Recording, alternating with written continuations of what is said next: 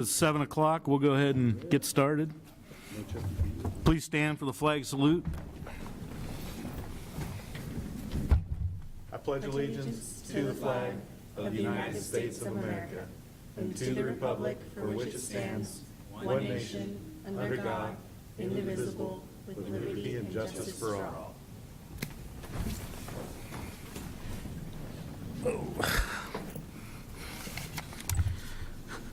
Do we have any additions to the agenda?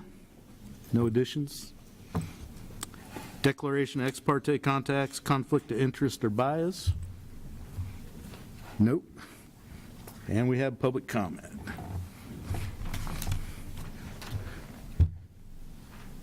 Brian, come on up.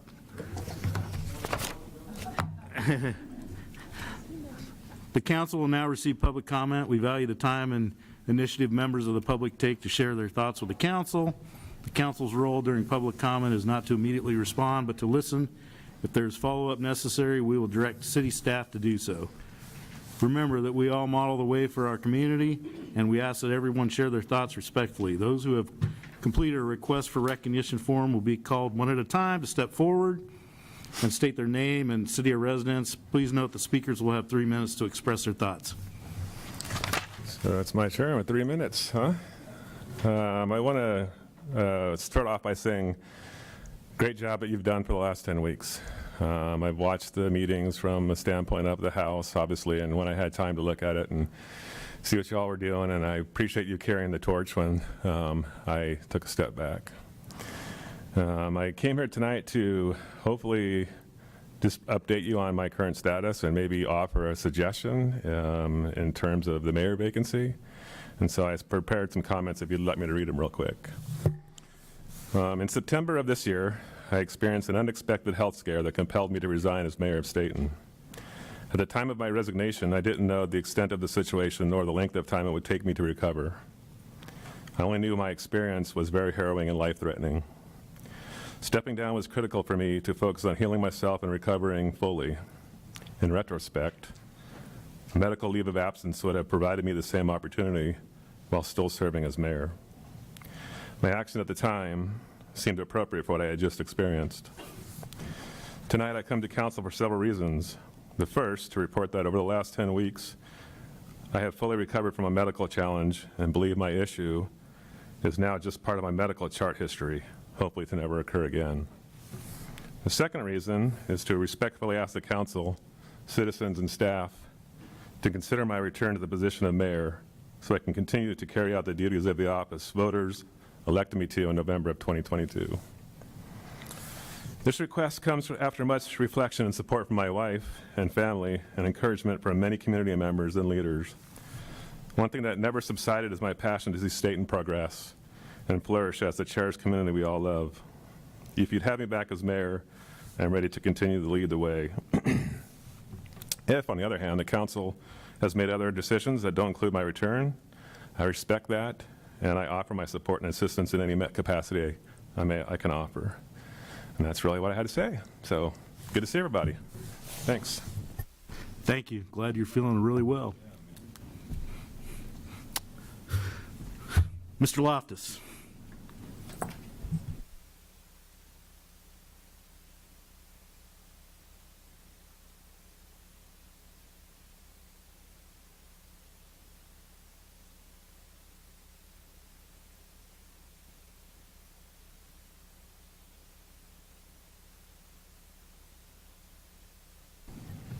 Why am I here?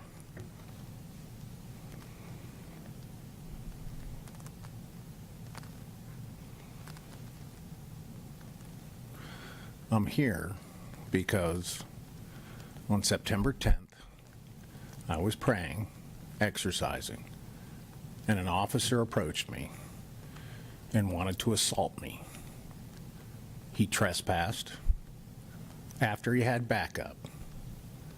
I'm asking you again, why am I here? I'm here because, according to your little yellow sheet there, that if there's a problem with the city, a grievance, then you as a council will address the grievance. Now, I have a congressman on my board of directors.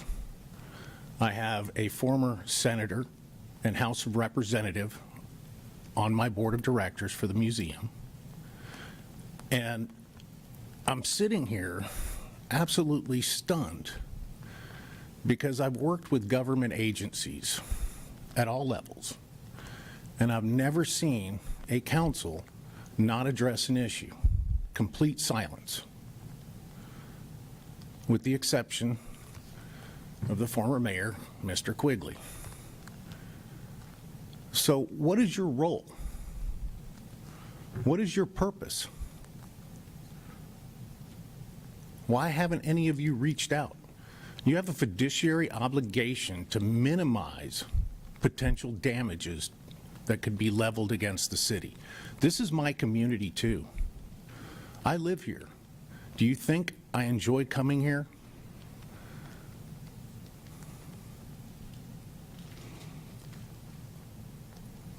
Are you guys going to take any actions to try to resolve this? The chief could have. I was so pissed. It was my wife's birthday when I called down there and I said, I want to talk to the chief. I wanted to resolve the issue that afternoon. Okay? I wanted to understand how an officer could approach somebody who's on their own property with the intent to assault. Okay? It only escalated to that point once he had backup. If she would have come down, taken that sandwich I was willing to dish out, this would have been resolved back then. But instead, they've been retaliatory actions. I'm confused. What is your role here? If you don't run the city, who does? Thank you.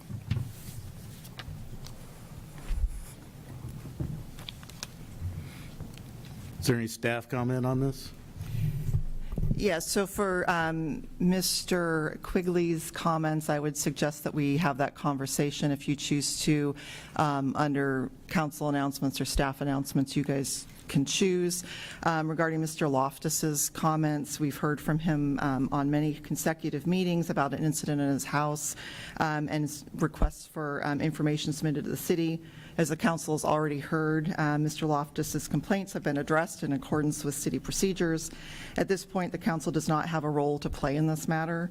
Mr. Loftus is free to continue to come to the council meetings and provide public comment, but the continued appearances will not change council's role in this matter. We have fully responded to him, and there is no need for council to address his concerns any further, if you so choose. Thanks, Julia. All right, I think we're on to the consent agenda. The November 18th, 2024 City Council work session minutes and the November 18th, 2024 City Council regular session minutes.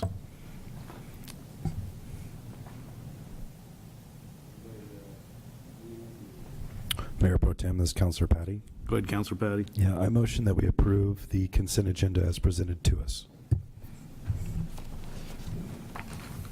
Second.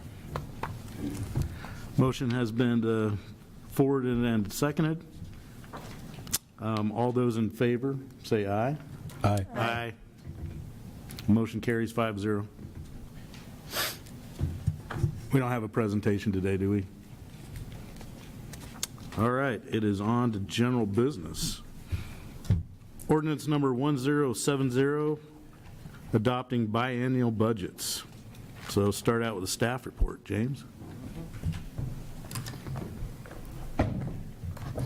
Good evening. For the record, I'm James Brand, the Finance Director. Ordinance number 1070 is to adopt amendments to the Stayton Municipal Code to enable a biennial budget process. As we discussed in the work session previously, there are allowances for the state of Oregon to municipal organizations to operate on either a one-year or two-year budget. I believe Stayton's history has always been a one-year budget. And for the single biggest reason I'm pushing for this is just for savings of staff time.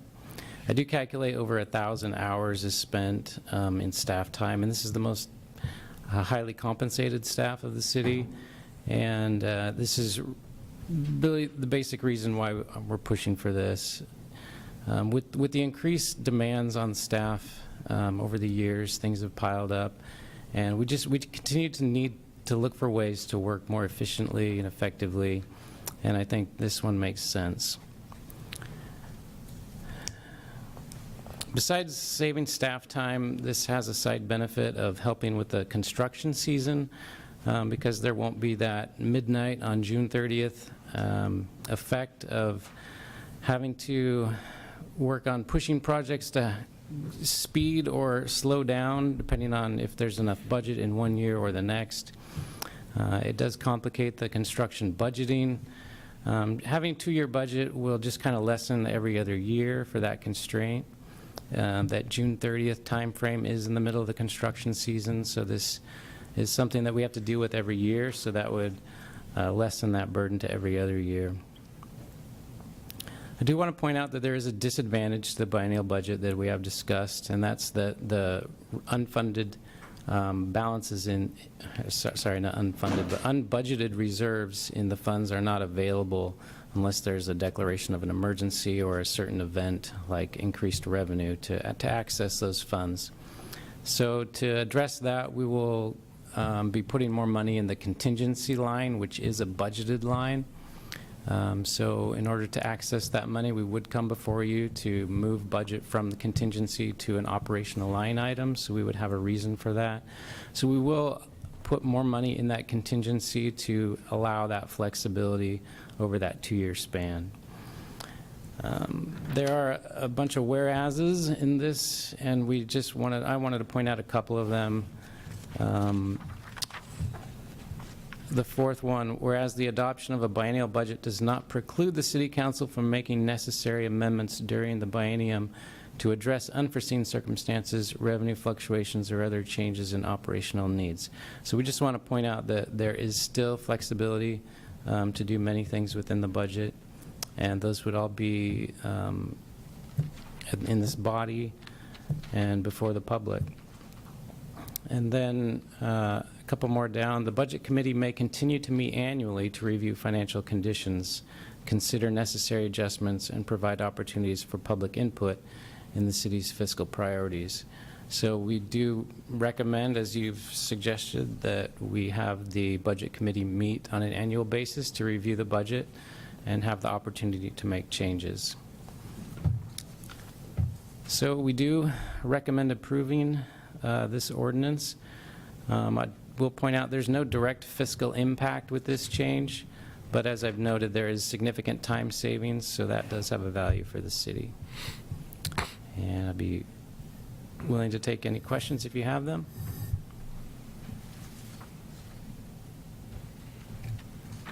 Are there any questions? Councilor Giulio? Yeah. So under that whereas, the Budget Committee may continue to meet annually, that wouldn't be required language, right? So that's like there's an option to continue to meet annually. That's not like a will That's language, right? true, yeah. I purposely said may. I do want to meet. I think we're going to schedule a meeting for the first year, but it's optional. It's up to the Budget Committee, really, and we can bring this forward at the adoption of any budget so that they're reminded. But I didn't want it to be a requirement in case they didn't want to. And if I can interject, in the ordinances, the whereases are kind of the legislative intent, if you will. So it's really to kind of set for anybody looking back, well, what was the reasons for this adoption? And so it's laying out what the intent is. What you're actually ordering, ordaining, making law is what's in the, therefore the council ordains as follows. So, you know, even if you change that to will, it doesn't make it law. It's really setting the intent of what our thought process, what your thought process was in adopting this, and the rationale that led you to the decision you made. Councilor Patty? I didn't want to interrupt Councilor Giglio if he was on something there. Yeah, you can do Okay, well, like I hear you saying that, Julia, but I am kind of concerned that this may start falling by the wayside, just as far as future councils are concerned, where they're like, well, you know, we could meet, we don't have to. It doesn't say that we have to. And I guess my fear here is that we lose this lever of control for local government, at least for that body. And I feel like down the road, if they're presented again with the option, like, we don't have to meet. But the idea here, at least for me making this policy, is that they will meet. They shall meet. And so I guess my question here is there any harm in us changing that to they will do that or they shall do that, or no? So James and I didn't have a chance to talk about this, so I'll let him overrule me if he disagrees. I think that you could say, whereas the intent of council is that the budget committee will continue to meet. I mean, again, this is the legislative intent, so I don't think it's binding, but it's making clear the intent. So I don't know if that changes James's thought, No. concern. Okay. Yeah. Yeah, I kind of like amending it to say something like that, just to make sure, because I know sometimes down the road legislative intent is lost, and at least with this, I feel like this is an easy way we can just cross that off. Counselor Sims? Councilor Rourke? Can we add a section or add it to one of the sections of one of these, that the budget committee shall continue to meet once a year? And the logic for that is our main role as counselors is to steer the budget. And the purpose of doing this, having a biennial budget, is to kind of streamline efforts. But it can also be something where it takes away the power of the council, and that's not something, I know that's not our intention, and I know that's not the city's intention, but that's best intentions. So we want to make sure that moving forward, it's not just the intent, that it is what's happening. The budget committee needs to meet every year and go over everything and tweak as necessary. Councilor Julia? Yeah. James, in your experience, do biannual budgets lead to more conservative budgets, like in terms of their estimations and surpluses? Studies have shown that they create a more conservative spending. You asked about budgeting. Yeah, sorry. Yeah, more conservative spending. That's true. I went to a seminar on this, and people did talk about, typically, because managers are so conservative in their spending, they usually save more and then spend it at the end of the biennium, those type of things. This tends to exacerbate that process where they're saving and saving until the end of the biennium now, and so less percentage of the budget is actually spent over a 2-year period. So in terms of the spending, yes, it's typically more conservative in spending even more in a 2-year budget.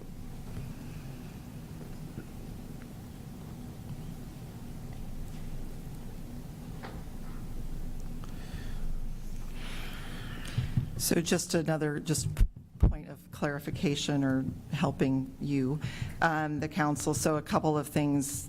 It sounds like if you wanted to make an amendment, you could either, or do both, amend the whereas clause to demonstrate the intent, or add a section to direct. So that would be something similar to what's in Section 1, directing staff to prepare a biennial budget, saying something like council directs staff to plan for a budget committee meeting no less than annually. So it's not codified per se, but it's directing staff to do something. Yeah, I'm definitely in favor of the annual meeting myself, too. I like that idea to do a screening of it and do a review of the budget.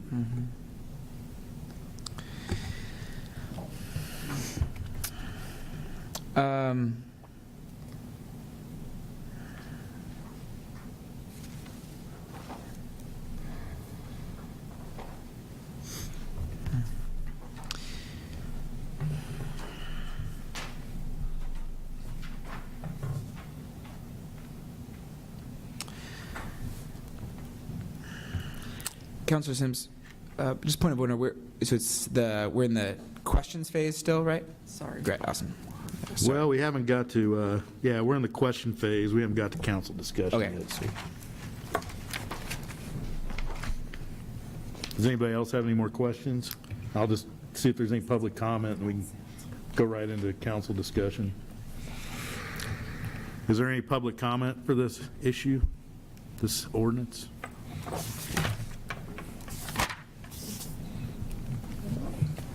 Come on up.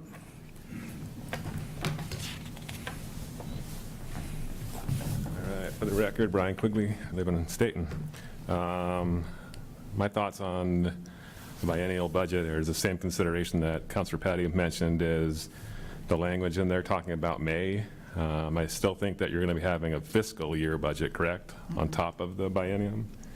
Because but you're still going to have to look at it. When James was talking about the savings portion of it, at the end of the biennium, it's still going to have to be zeroed out, correctly? It's about the balance, right? It's still going to have to balance at the end of the biennium? You have to have a balanced budget, right? Right. So you were saying there's a tendency to save more money? I'm sorry, I'm just, sorry. Just for the record. It would be, so it would be a 2-year budget, so the same process that happens in 1 year would happen in 2 years. So the conservative part is that managers typically are more conservative in a 2-year period. They end up spending less than they would on a kind of a 1-year period, because they typically spend more at the end of the year. But now that it's every 2 years, and sometimes you can't spend that money when you want to, but the typical pattern for public bodies is to not spend money unless you absolutely have to, and that just happens. Yeah, that's okay. I'm not gonna give my personal 2 cents. Thanks, appreciate it.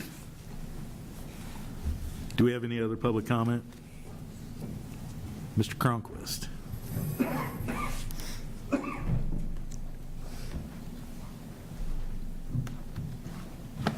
I got straight C's in banking school, so I am not the expert. But I am excited that the council wants to put in the oversight portions, having served over there on the other side of the dais, and I think that it's necessary for council to be involved. In the past, there have been some challenges with the budget, and if it's a biennial budget, that's great, but it's got budget committee should meet annually and should have an opportunity to review the items and note anything that is, not kosher, if you will. Just thank you. Thank you. Any other public comment? Okay, now it is council discussion time. Councilor Giulio. Yeah. I think I've soured on this a lot. It seems to me that there's a lot of unintended consequences that are for a few things. For example, I really do care about maximizing budgets and making sure that we're not that we don't have a large surpluses at the end of budget cycles, that those things have been proportioned correctly throughout the year. And so I actually want to incentivize finding those savings beforehand to making sure that we can get those in the right buckets. And so I really don't want to incentivize or create structures that are going to help make that easier.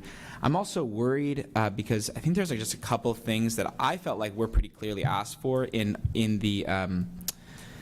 our work session. I feel like we had this discussion in this work session, and I felt like council made their viewpoint very clear that we wanted this language in ordinance, and I feel like the fact that it didn't come in an ordinance makes me pretty I don't quite understand why it wasn't put in the ordinance. I understand that the staff didn't want to put it in an ordinance, but I don't understand why it wasn't at least given as an option when I felt like that was pretty clearly communicated in our last, by a number of council members in our last work session.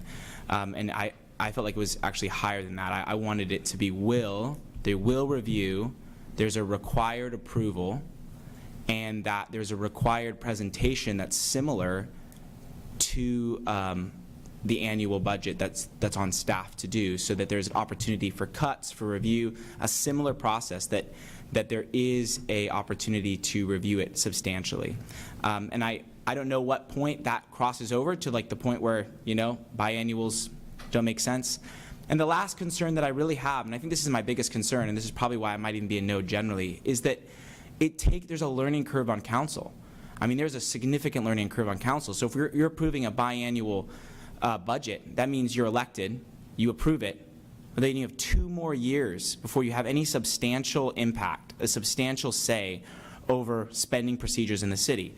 And I mean, my learning curve between year 1 and year 2 was pretty substantial. And I want to make sure that council and budget committee have as many opportunities to have their hand at the levers of power and say, because I think that is the public's primary say in the process. And so I am sorry. I know there is time savings, and I know it's significant, but I'm worried about the unintended consequences and the fact that I do feel like it seems like it lends itself towards removing the public more from this process.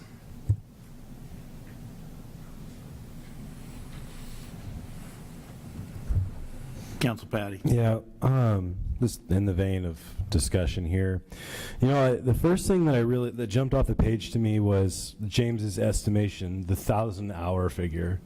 Now, I know, we look at FTEs and costs of man hours, and that's a big number. And so for me, I look at that and I'm like, okay, so what's lost? And it's exactly what Councilor Giglio's hitting on, is the possibility for loss of local control here as we proceed.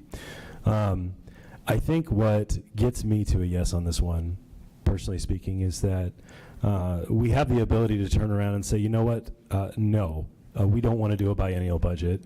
We tried that. We saw a diminishment of local control from the governing body and the budget committee itself. And so I know that we have the power to change this. And so I'm willing to go out on a limb personally for 1,000 hours spent and see if we can't make this what we want it to be. And so for me, I see that as changing the ordinance, making that will, not may, and just communicating that intent as things progress here. And if, I deem that that's not sufficient, or at least the budget committee doesn't have sufficient control as intended, well then I would be an advocate for, returning this to the old ways.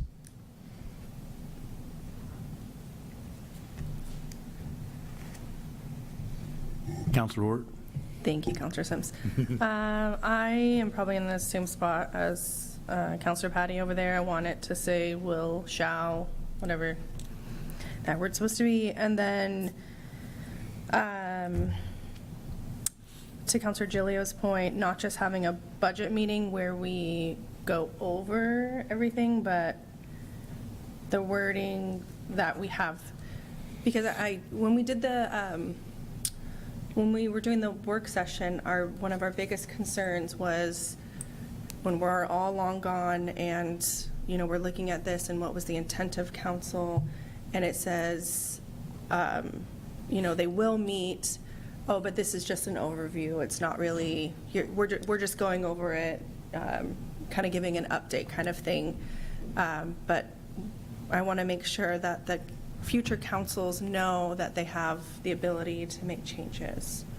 So however, that section, I put it as section 5 and moved the last one down, but however that section looks, where council directs staff to plan for a budget committee meeting annually,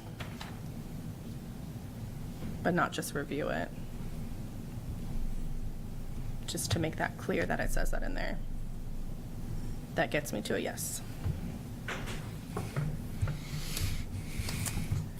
Councilor Giglio. I think this would be the compromise that I would ask for, would be that I do not think it's sufficient to put it in the whereases. I think it's absolutely important enough to put it in the ordinances themselves. And I would like to see strong wording that supports both that there will be a public meeting every year, that there will be approval by that by the Budget Committee, and there will be a presentation similar to what happens in the annual budget. Those are the things that, to me, I think need to be at an ordinance level. When we had the work session, this seemed to be what the consensus of council was, and we had even talked a little bit about how in the work session we talked about how there's actually an advantage to be able to have staff time focused on answering questions, not having to revise everything, but just focusing, okay, hey, we're a year in, all we're focused on is this presentation, all we're focusing on is the lead up to it. And I think that needs to be an ordinance level. And if it's in an ordinance level, then I could potentially get to a yes. But I just don't see any strength in this wording for future councils. And I just think that in general, I don't think that councils, I think it's rare to go back on something like this. It seems like it's something where, I mean, the hours alone are going to be a pretty strong argument against any future councils to say, hey, do you want to spend this much hours doing this? So I think this is the point of decision, and I would actually like to see this revised so that we have strong language there, and then to consider it at next meeting.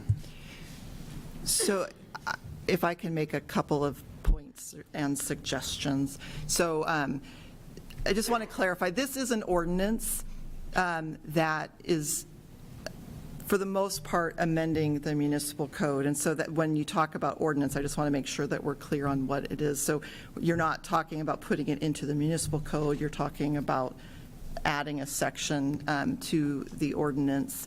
And what if this is the will of council, what a suggestion would be adding a section that says, council directs staff to plan for a robust budget committee meeting, no less than annually, to review costs, potential changes, and ensure the committee understands their role and opportunity for changes. That, I think that gets at what you want. There isn't an approval. I mean, if we go the biennial budget, a biennial budget is adopted, and there isn't another, I mean, just from a procedural level, there isn't an adoption process. But I think that gets at making it really clear what the intent is.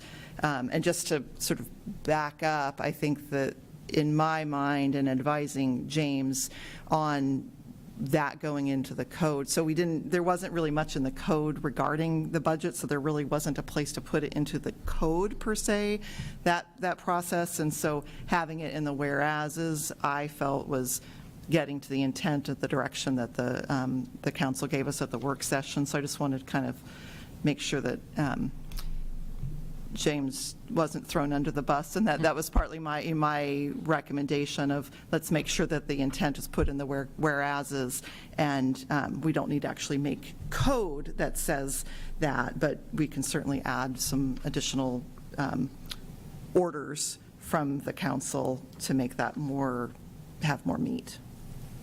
Would a robust, sorry. oh, I'm sorry. I was just going to ask if with a robust meeting, would that include a briefing at where we are for percentages on spending, that sort of Yes. thing? I would think so. I don't know if we I need guess to- by saying robust, I was just trying to get at that it's more than just a perfunctory stamp of approval. Okay. Councilor Julian? Yeah, I just had a question. All right, so are you, just to be clear, are you proposing that goes into a whereas or like a section 6? Something like that? It could be either, but it could be either.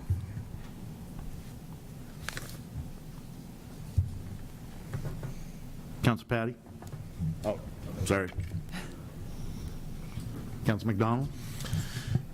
Yeah, I think my thinking is lining up with Councilor Giglio and Councilor Patty somewhat. I think I almost don't want to give the Budget Committee the option not to meet. I think that's against the interests of public knowledge of how the budget process works, and removing control from the council. So again, I agree that we should definitely have some sort. I think you also risk a little bit of disengagement by the non-council Budget Committee members, especially those people that have been on the committee for a long time. You know, if they're only showing up every 2 years, I think you risk some kind of disconnection with their, knowledge of how things are going on and kind of practice at the process. So I don't want to lose that, and I don't want to lose the ability to, engage new members that feel the urge to join the committee and engage in the process. So I definitely think the language needs to be changed, and I'm okay with it. I'm okay with doing it in the whereases, because it's just a statement of process and not code, that we say, will meet or shall meet. And it can be as our quarterly financial updates that we get, that's a lot of good information. We're presenting that in a public meeting to the entire budget committee, with the opportunity to ask questions, and the priorities can change drastically, especially with new council members. Economic environment can change, by the week or month, much less the year. So I think the opportunity to review that annually is important. So I'm on board with yes to save that time, because I know it's it's valuable to staff, saves us a lot of staff hours and money. So I'm on board with that concept, but I think to get to a yes here, I'd like to also change the language to make sure the intent is to meet annually, and retain as much of that control as possible. Councilor Sims. Councilor Gilio. Something else that Councilor McDonald, just something that he mentioned, reminded me of something, and it really does feel like this is a conversation that I would like to include members of the Budget Committee on. It does feel like, you're joining that Budget Committee with an expectation that you're going to be reviewing and approving budget on an annual basis. And so I want to make sure there's a robust inclusion of them in this conversation before I'm probably even willing to go to a yes generally. I do think these changes are better. I think they make it better, so I'm happy with them, the changes that we're going to make. But I'm still really on the fence, especially when I think about just that this is, I think, the primary lever of council. Like, I really do. I think this is the primary lever of direct control.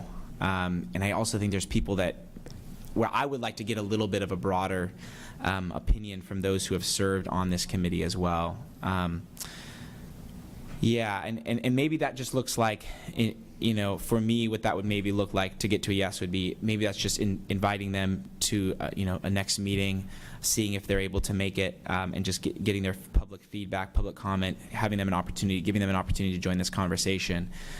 But this just really does feel like a pretty major change, and one that I really want the feedback of those who have served on this committee.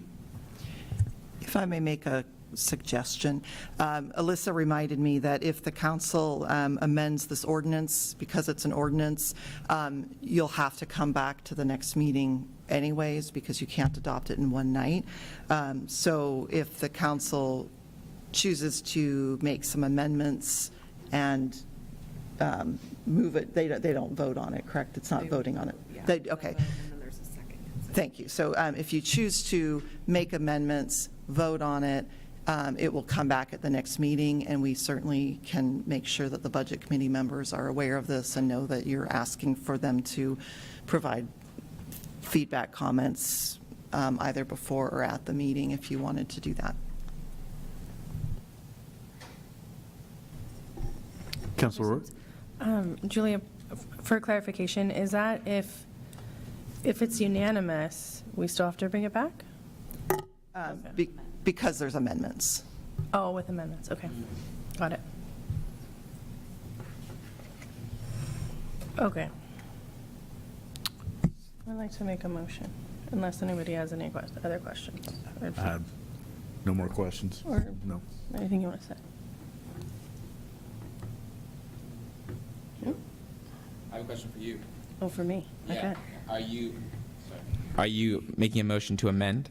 Yeah. Okay, sorry. Counselor Sims, I'd like to make a motion to amend the ordinance number 1070. The whereas line where it says the budget committee may, I want to strike the may and put shall continue to meet annually. And then I would like to add a new section 5 that, I want to move this down. I want to move that. I want to add it in. Just, Put it on the end. I would recommend saying that you're inserting a new section after section 2. I feel like that is where Okay. it belongs the most, and then renumber accordingly. Okay, so then I would like to insert a new section after section 2. The council directs staff to, you had better wording, I feel like. Are you using my wording? Yeah, Julia's wording. To plan for a robust budget committee meeting, no less than annually, to, if you didn't have other words, I certainly, to review costs, potential changes, and ensure the committee understands their role and opportunities for changes. That works for me. That's my Second. motion. We have a motion and a second. All those in favor, is this a roll Dis- call? This first discussion, there's been a motion for, so if there's any discussion on the motion or the amendment. Do we have any council discussion? Counselor Wirt? No? Counselor Julia? No?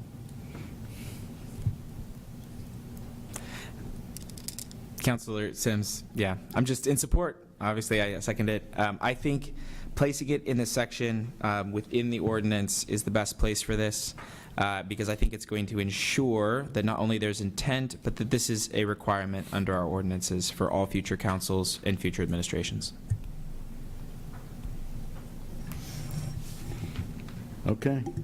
And I have been advised that there's not a roll call vote required for a motion on an amendment. So Oh, you do not okay. have to do, yeah, when we vote on the ordinance, there will be.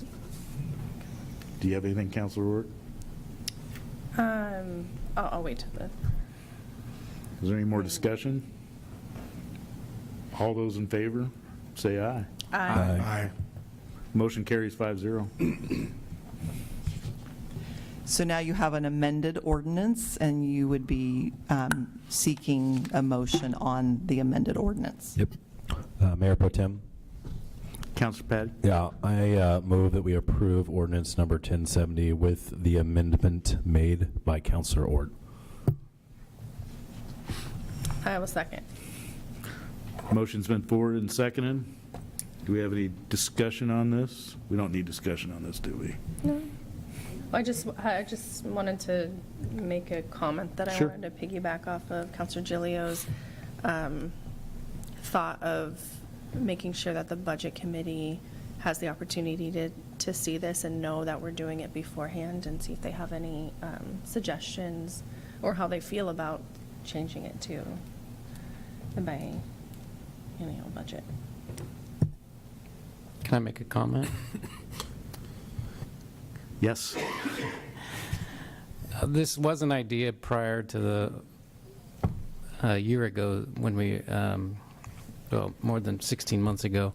We did poll the budget committee, the full budget committee. I informed them that this was an idea, and then at the end of the last budget, we did poll that committee as well as the council. And we did get feedback from many of the members, and as I recall, it was all positive, yet save one of the members that was, the gist of this comment was Stayton's small enough to have an annual budget, and he'd prefer it that way.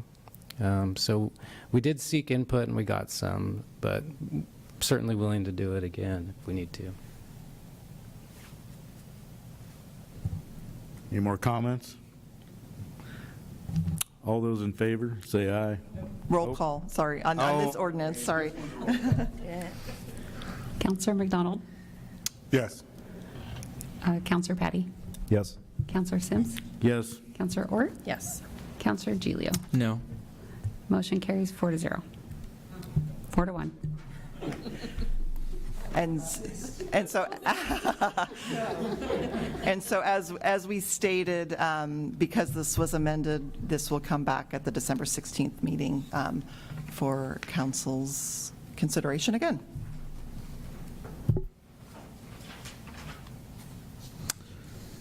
All right.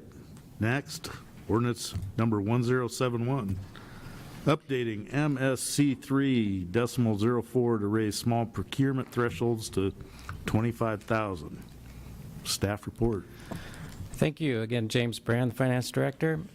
This is ordinance 1071, which does amend Stayton's public contracting code. So our city is subject to ORS 279, which is about public contracting. And cities can either strictly fall under that ORS or they can have their own contracting codes. And we do have many of our own, so we have modified that for ourselves. ORS 279 was recently updated by Oregon Senate Bill 1047 in 2023. This went into effect January 2024. And the major change there was increasing the threshold for small direct awarded contracts, the higher threshold from 10,000 to 25,000. So direct award contracts are the most streamlined. These are the smallest of the contract categories. And this allows contracts to be awarded without a competitive bid or quote process. You can basically find a supplier and award a contract without any other competition sort of options. You still have those options. You can do bids or quotes, but a direct award allows you to bypass those other requirements. Another change is that it increases the upper threshold for intermediate awards. So there's really three levels of contracts here.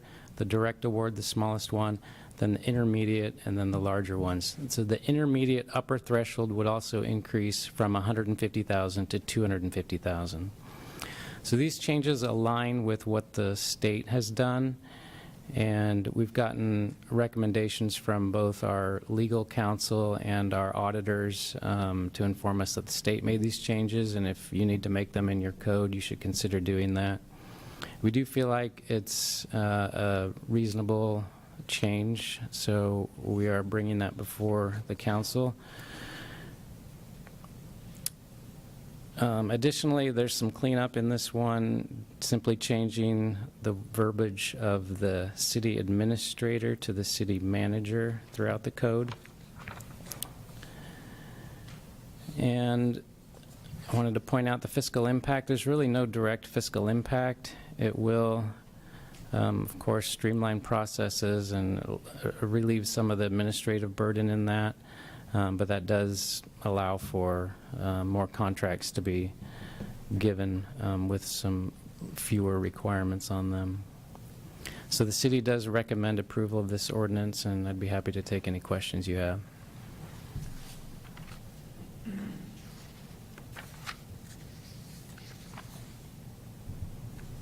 Any other staff comments? Is there any public comment on this? No public comment? All right, we're council discussion. I do have one question myself about the bidding. Let's find where I had that. So how do we get 3 bids when it's no longer a formal solicitation? Are we going out and asking different vendors? You can always do a formal RFP. Sometimes we call different vendors that we know of in the area to get a quote or a bid. So we can advertise for it in different means, city website, papers, and different publications. So we've done various different things depending on, the competition we're trying to get for these jobs.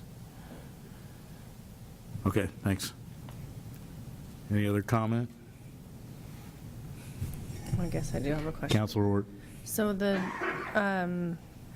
reasoning for changing the upper level from 100 $50,000 to $250,000. Is that, they changed that at the state level?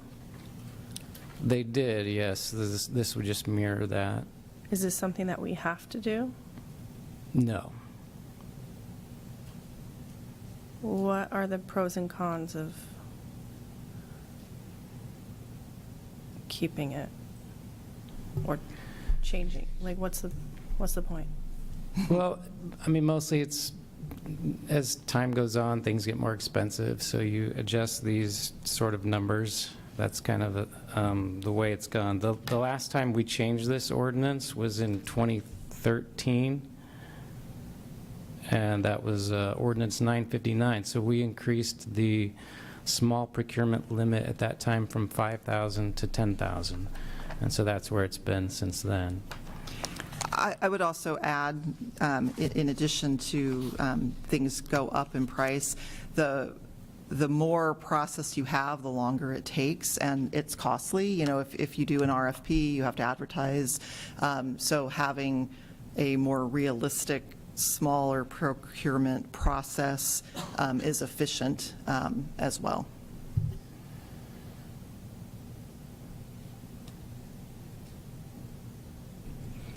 Any other discussion? Does anybody want to make a motion? I just had a question. Sure. I don't even know. It's just a Councilor thought. Hurt. I know. So this is the limit where, does this still come to us to Yeah. accept? It's a good question. The city manager has expenditure authority up to $150,000 right now. That does not change in this ordinance. So Julia can oversee any contract up to that amount. That's not changing. So any contract over that would still come through this body. We just wouldn't have to get the three. Right. It's Three just bids. about, yes, it's about the process of collecting bids and quotes. Okay.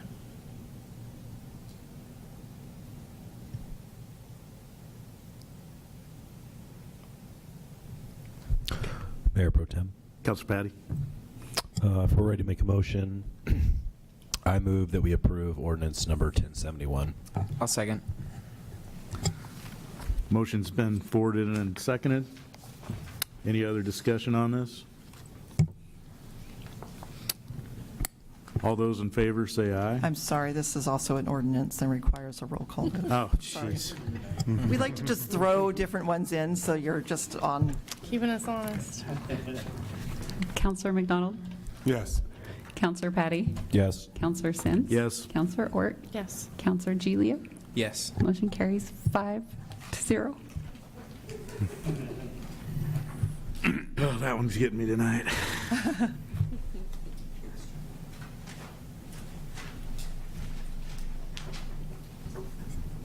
Any communication from staff? Yes, I have a bit, sorry. So I'll start, and then I'm actually going to call Jennifer Siciliano up to give you a couple of updates, and then I'm going to make James come back up, but we're going to give him a little bit of a rest for a moment. I just wanted to let the council know that we have a couple of vacant positions on boards and commissions. Ralph Lewis, Richard Lewis, gosh, okay. Richard Lewis submitted his resignation from the Planning Commission and Parks Board basically the beginning of next year. He has decided he's been on for long enough and needs to retire and let somebody else come on board. We are discussing, actually, because he's been such a long time member of boards and committees in the city of Stayton, we're going to try to do a recognition for him at the last Planning Commission meeting. And it actually may be just a recognition of him, so it will probably just be a little bit of a party.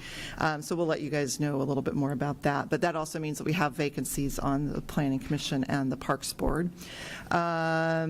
I wanted to let council know that we're going to be doing some surveying. Staff is going to be doing surveying out on Westtown Drive for the road project that we're going to be moving forward with, so that's exciting.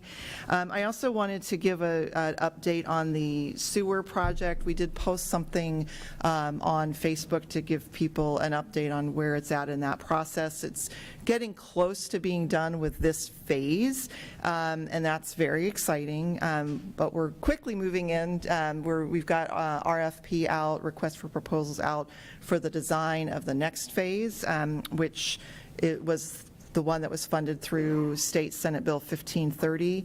The design is expected to be complete by August of 2025 with bidding and construction right after that. That will be a little bit on IDA and on first, so there will be more opportunity for lots of public frustration. I also wanted to just give council a heads up related to that. Under a separate contract, we actually have survey crews going out. It will help expedite the design process. So this week, there's actually survey crews out for that project, and so you might see some stuff happening there, and or you might have people approach you about what's going on. It's a little bit, it's not going to happen right away, but that's related to the sewer project. I also just wanted to note the holidays are coming up.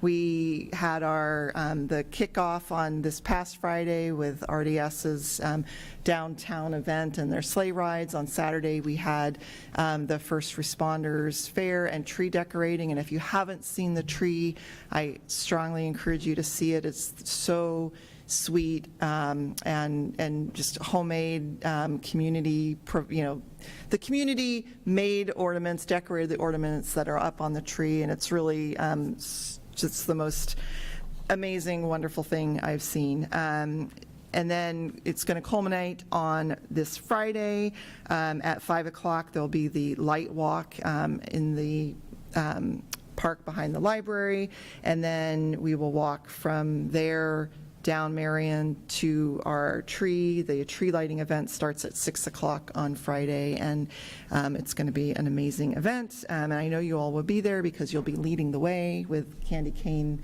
glow sticks.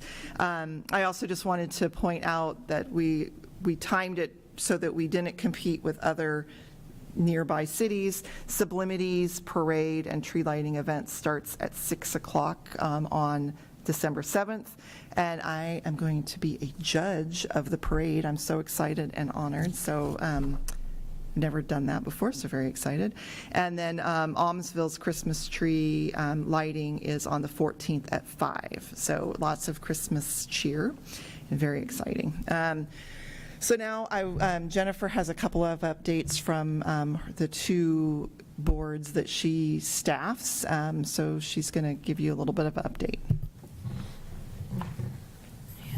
Hi, thank you, Council.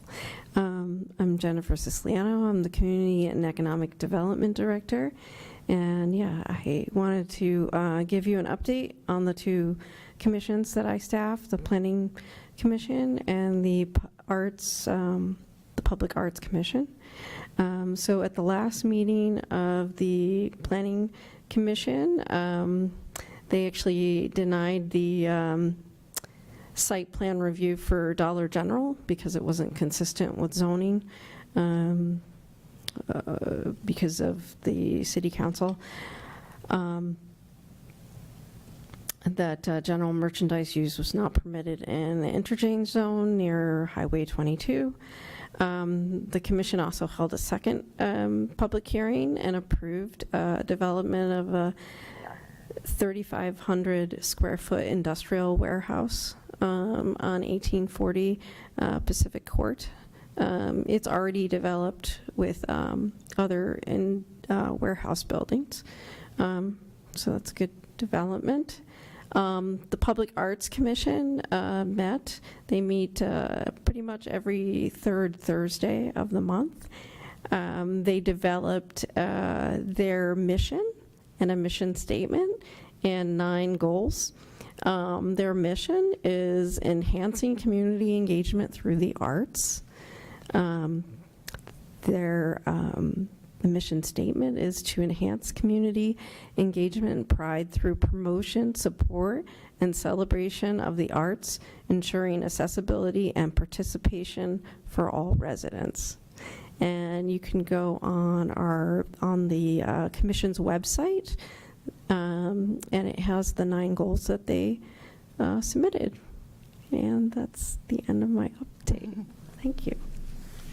And just as a reminder, we will be seeking a council liaison to that commission, but we're going to wait until the new council is seated so that we can see who all wants to, if there's changes or anything. And then James is now going to come up. He had a memo that Melanie is passing out, and he's going to speak to you about that.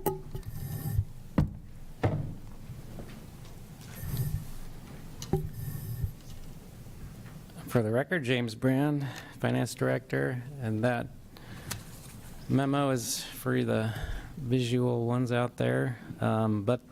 So this is an idea for us to have incentives, financial incentives for our residents that pay utilities.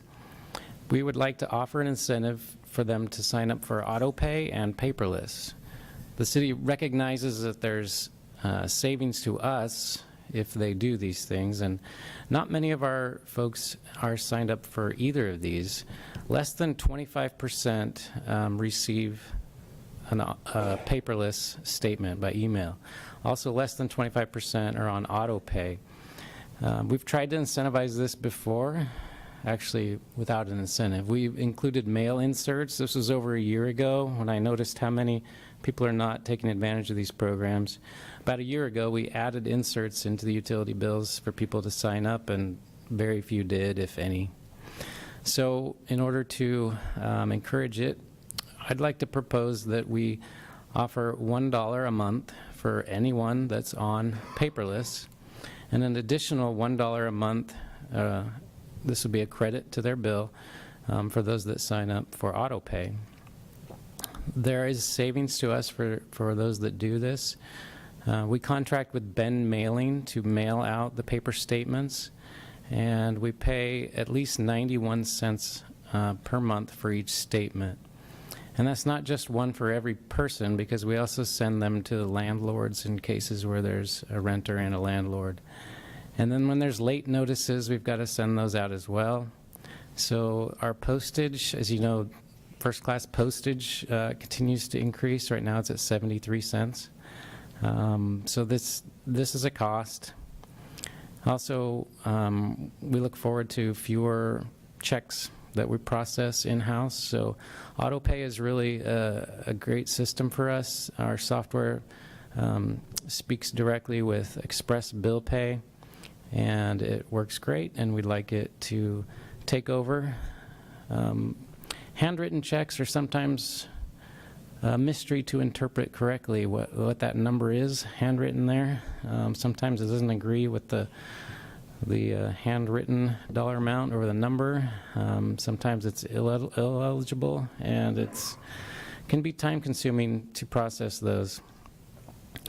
So we would like to incentivize this stronger.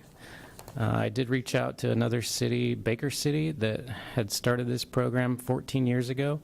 At that time, they offered $1.50 per month for each of these services, and since then they've doubled that. So they give up to a $6 credit to each citizen that has both of these in effect.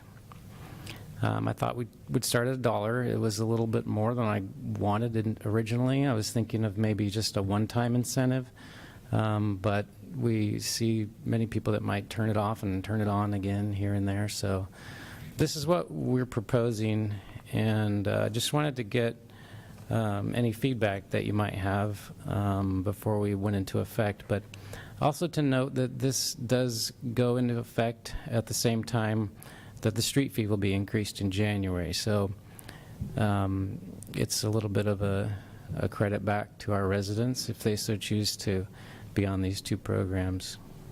There also is an environmental impact with less paper out there, less travel for some of our guys that have to go and deliver door hangers and shut off water. We're hoping this reduces some of those unpaid situations. A lot of times people say they can't afford to pay these bills, but sometimes they just forget or they're on vacation, and so we're just hoping to clean up some of those types of issues.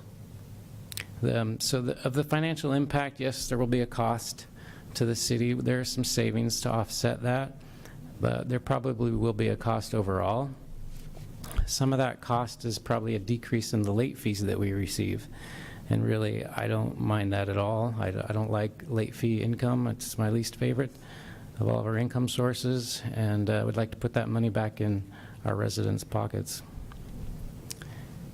The fiscal impact, though, is very hard to really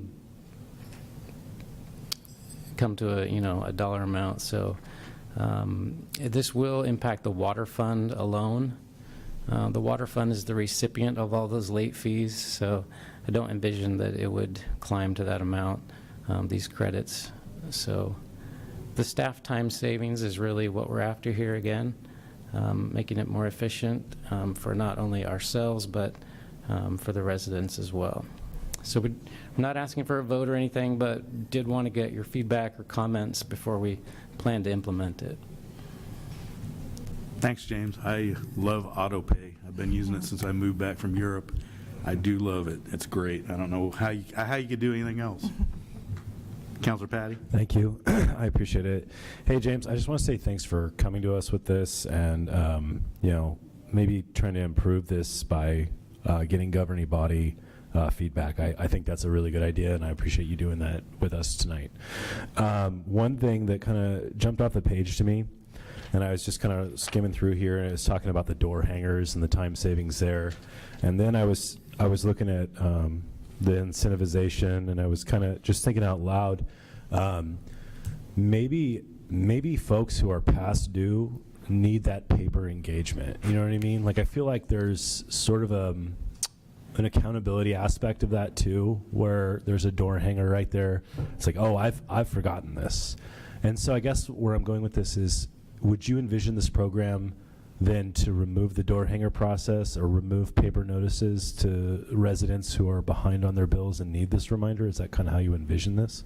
No, not at all. We would not change the door hanger process at all. That part, I believe, is in code, and it could be looked at later, but that's not part of what we're doing here. Yes, it's a common comment in our office that people wait until they get that door hanger. That's the real notification that they need to pay a bill. So we'll continue to do that.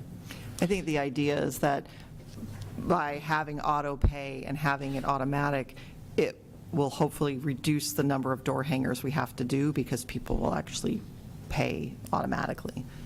Cool. Sounds good. Thank you. Councilor Sims. Councilor McDonald?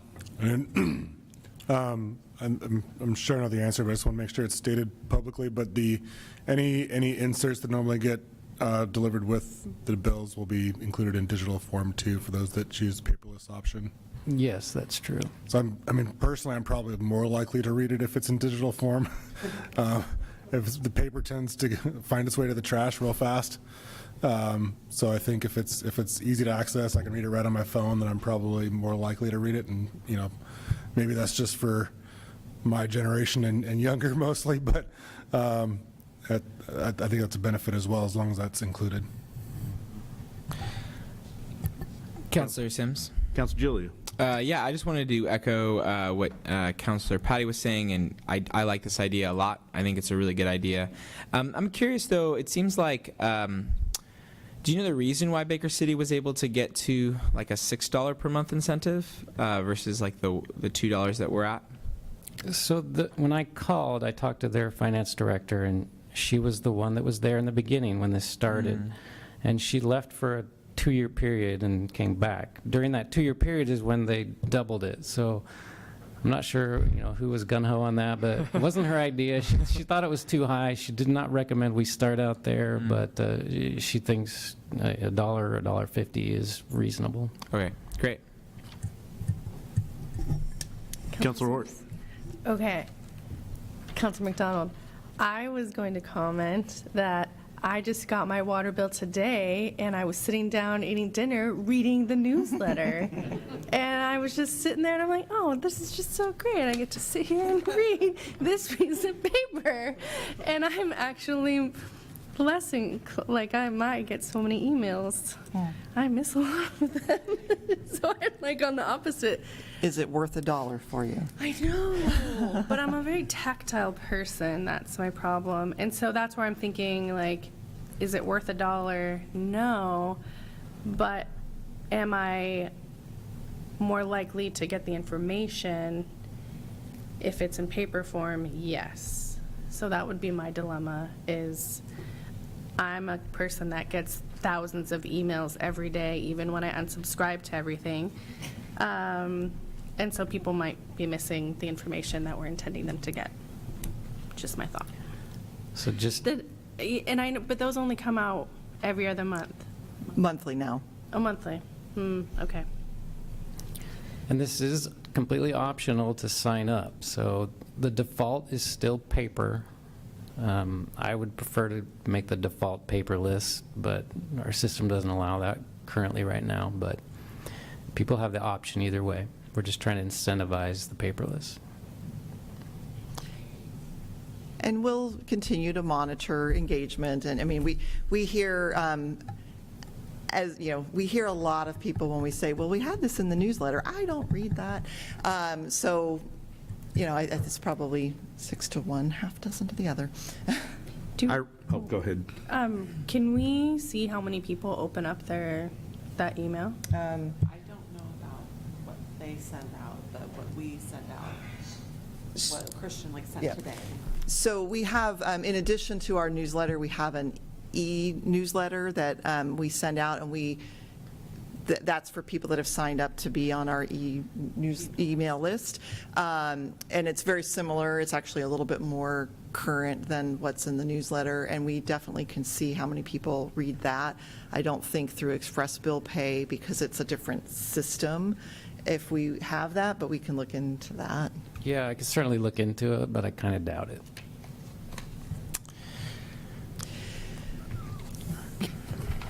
Councilor Sims.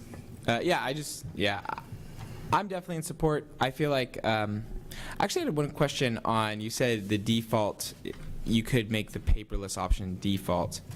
What is that? But you say that it's prevented in policy now? No, I was saying we can't make it the default. Okay, yeah. Yeah. I would The like, paper is default in policy, is that what you're saying? it's not in policy, but that's how it's always been done, right? Yeah.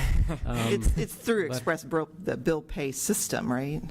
Yes, the issue is we have to, it's in the account creation process. You can't get their email address before you create their account, or you just can't.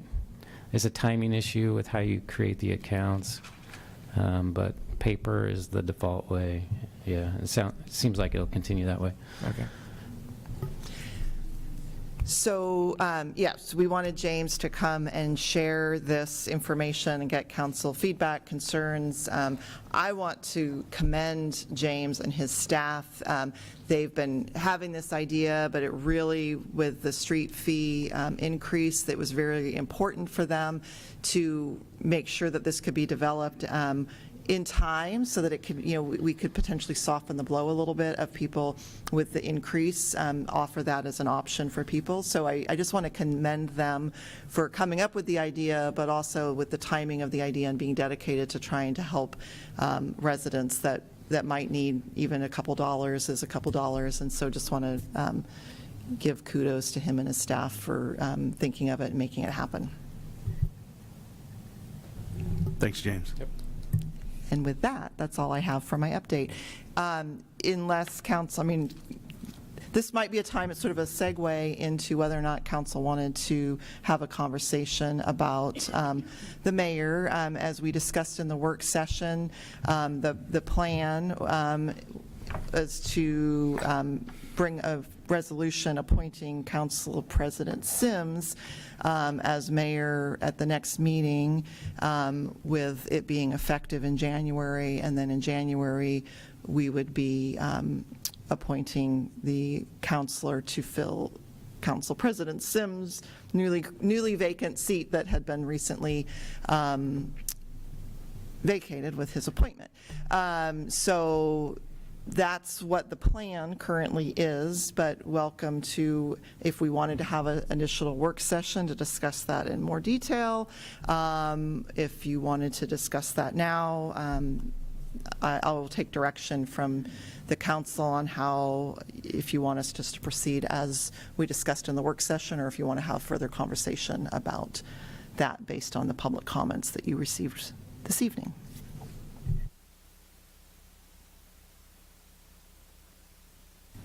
Anybody have any thoughts on this? I'm good talking about this now if everybody else is, but I don't want to jump the gun if everybody wants to do a work session instead. I'm also in favor of having the conversation now. I'm good with it too.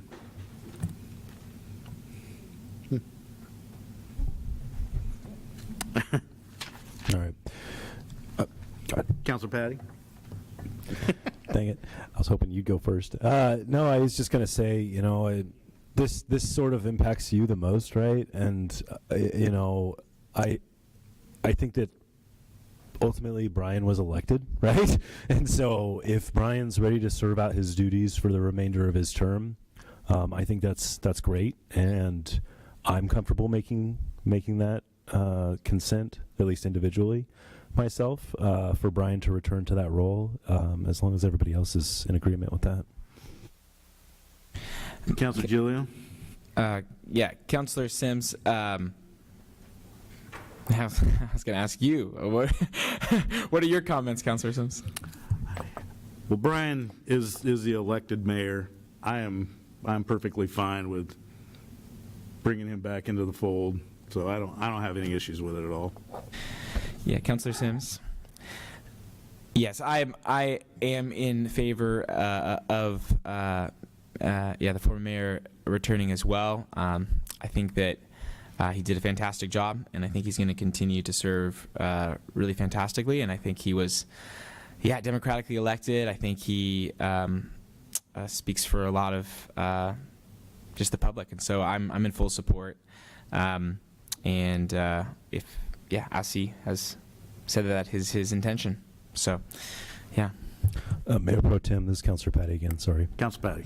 Yeah, I just want to add that I believe the city of Stayton has elected you to do something different for the next 4 years anyway, so maybe, yeah. Good point. Yeah, Councilor Sims, Councilor just a question here. Is it possible to bring a motion for this topic? I would not recommend that for this evening. What I would like is direction from council. We will bring forward a resolution for the December 16th meeting that makes the appointment, essentially, as we would have done with Council President Sims, we can do with former Mayor Quigley, if that is the direction. And the nice thing about that is that if you were to do that, we wouldn't make it effective in January, we would make it effective immediately, because there's not the vote issue and the vacancy issue and all that stuff. So if that is the direction that council wanted to provide us. Councilor Ort. You mean we could get the band back together? Just for one For more? one meeting. I was like, it's the return of the king, you know? For one more meeting? Sorry, not a king, mayor. Well, I'm definitely comfortable with doing that immediately effective on the 16th. Councilor Sims. Councilor Ort. I just want to thank those who, you especially, who wanted to put your name in the hat and wanted to take on that role. I truly feel like a big hole opened up when Mayor Quigley stepped down, and I feel like you have done a fantastic job in your role, and again, I appreciate your willingness to move forward in that. But I agree with Councilor Patty. You were elected again, and you still have the opportunity to keep your vote on the council. So I love for you to fill that role as well. Well, thank you. I appreciate those warm thoughts. Yeah, Councilor Sims. Councilor Gilio. Yeah, and I'm just going to add, piggyback on that a little bit. Yeah, I just want to thank you for your willingness to serve in that role. And you were never mayor, but you were in my heart. No, no. Sorry. I also wanted to thank those who ran for you and for the two others who ran for council as well. For the four total who ran. It was a very close election, and I'm very much looking forward to having the new councilor-elect Ken Carey and you on board. And I also want to thank Gary Frank and Luke Bauer, and I think Luke Bauer lost by something like 15, 20 votes. So It was a pretty small margin. it was a very small margin, and I think he would have done a great job. And I just want to encourage them both, Gary and Luke, just to continue to stay involved. And if there are openings in the future and elections in the future, run for my spot. No, I'm just kidding. But yeah, I'm not really kidding because we all run for the same spots. So, but run. That's all I'm saying. And just continue to stay involved, and we need citizens that are engaged and a part of the process. So just want to thank everyone who was a part of that. Yeah, Councilor Sims. Councilor McDonald. Yeah, I'm all in favor of filling any vacancy with an elected if at all possible. I mean, I was appointed initially, and then I ran unopposed, so I always felt a little bit of guilt about that, about kind of being here by default. I served as best as I could regardless, but I feel like the former mayor being willing to come back and finish out his term at least is a great opportunity for us to continue that policy of having electeds in seats, and I will knock on any wood I can find for his continued health and ability to continue and finish out his term and any further terms that he chooses to run for. So with that said, yes, fully support Brian coming back. So with that, I was going to just say, I feel like I've gotten some clear direction for our December 16th meeting, and I appreciate the input. Well, that's great. The only other thing, I did have one thing. We put out I wrote a letter of recommendation for a business here in town. I don't know if everybody saw it or looked at it, but I needed at least 3 people to say yes before I could get that on city letterhead.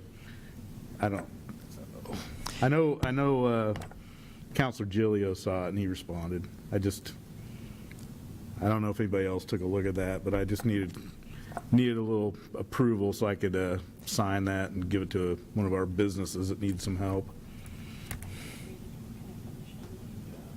Yeah. Yeah, that's what I'm saying. Just please read it and maybe Sorry, I send started you- it and then I got distracted. Okay. I'll finish it and I'll get back to you. All right, yeah, they needed a little help. I won't say who it was, but they need some help. So, and then just for anybody that doesn't know what you're talking about, so as a reminder, as mayor or acting mayor, you can't speak for council without the consensus of council. We did have a motion that was made that authorized the mayor to act in things that had a benefit to the city, so advocating for things, things to the legislature or writing letters of support for projects or issues that were specifically support for this, that were beneficial to the city. This was a little bit different, and so in talking with Council President Sims, we felt it was best to, before we put it on city letterhead and have it be signed by him, that we get council, council direction that it was supported by at least the majority of council. So that's where I emailed the councilors, if you could let me know. I've heard from one councilor, so if you have concerns, I think speak maybe directly with Council President Sims. But if you just want to say yes or no, just let me know, and I will let him know if I can put it on letterhead. Thank you. Yeah, I do appreciate that. Just trying to help somebody out, one of the businesses out. The only other thing I was going to put out, I have some flyers for the Spirit of the Holidays. It is the Oregon Spirit Choir. This is doing a concert on December 7th at 2 at Day Spring Fellowship in Kaiser, if anybody wants a flyer for this. It's a pretty good concert. There's a lot of the choir is from here in Stayton that's singing in that. That's why I put it out. So I've been in the past years. It's pretty fantastic. So I've got some flyers here if anybody would like any of those. Yeah. Counselor Sims? Counselor Giglio. Yeah, I just have one thing. Yeah, I just wanted to kind of say something after just our discussion earlier today on the, what was it? Yeah, the biannual budget. I do feel like I do want to apologize if anything I was saying was taken wrongly. I do think I could definitely see that, especially in the whereases, that the intention that was discussed in the work session, there was an attempt to follow that through to the best of your guys' ability. And I do see the trickiness of, you can't really do an approval process, but we just want to get a review in there. And so I just want to say, I think I overstated the degree to which that wasn't included, and I think it was in spirit there. I am happy that we strengthened the language, but I do see staff time, and I see the effort on this, and I think I definitely see the benefits. And the ultimate reason why I voted against it was just simply that I, on a personal level, feel that the negatives outweigh that benefit. But I'm 100% respecting the decision and the staff time and understand the rationale behind it. And if that's finally approved in the second vote, 100%, yeah, that sounds great. So I just want to clarify that. And I think I processed probably a little too much out loud on that one. So thanks.